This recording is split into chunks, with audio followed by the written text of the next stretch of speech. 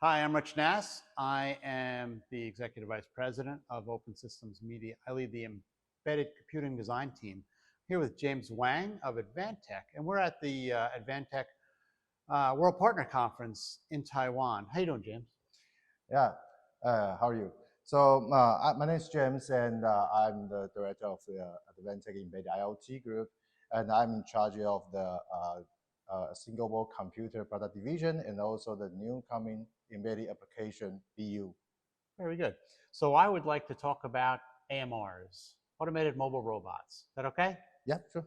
So the first question is, are they ready for prime time? I know here at the conference we actually saw one walking around as a security robot, and there are some limited examples.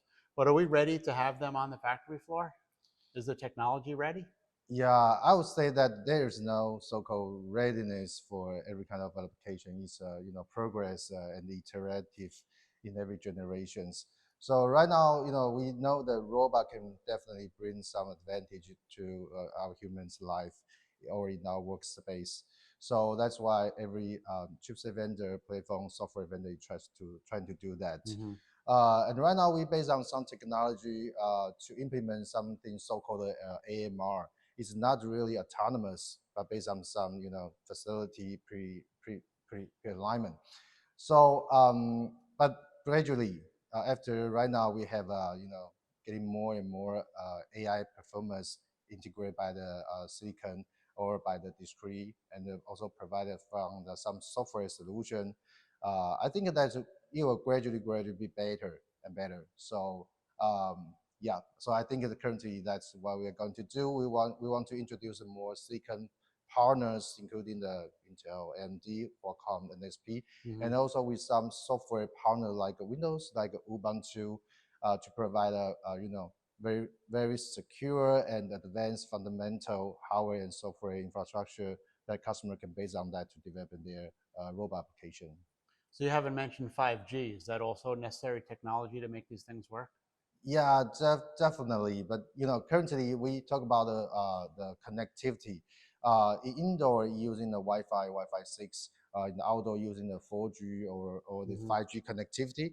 And as a platform providers that we welcome and we aggressively to provide those connectivity on our board extensions functionality. So I think currently we are ready for those connectivity right now because based on the standards in this market, they are using the M.2, the new form factors, and we already designed with our board and system solution coming with the thermal dispatch necessities. So I think, yeah. Okay. So is it fair to say that some of these AMRs are edge computers moving around the factory, or is this something that would be talking to the edge computer? I'm sorry, Sure. Is the AMR the edge computer itself? Is it possible for that to be the edge computer?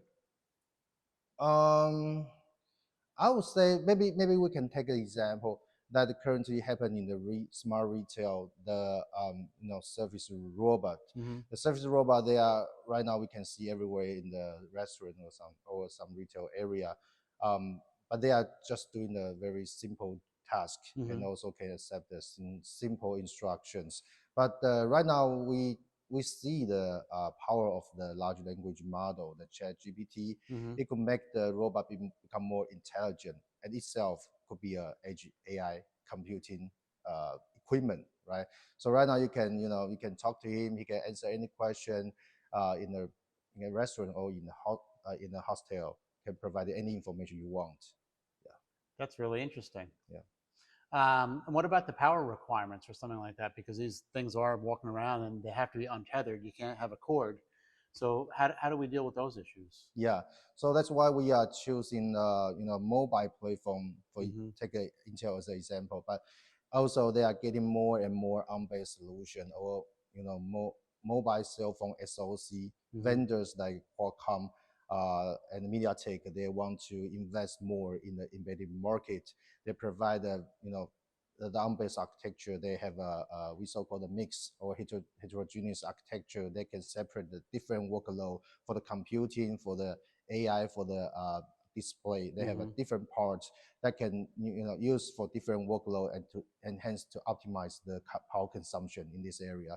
So I think we can introduce a lot of chipset vendors to build up for different purpose and also the better driven application.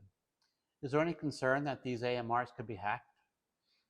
Yeah, I think we are not that far to talk about this, but we have some, we provide a platform, so we can provide a fundamental security. For example, currently, if you're using a x86 platform, you will have a BIOS, you will have an embedded controller. Right. So with the connectivity, is unavoidable that you will touch this cybersecurity issue.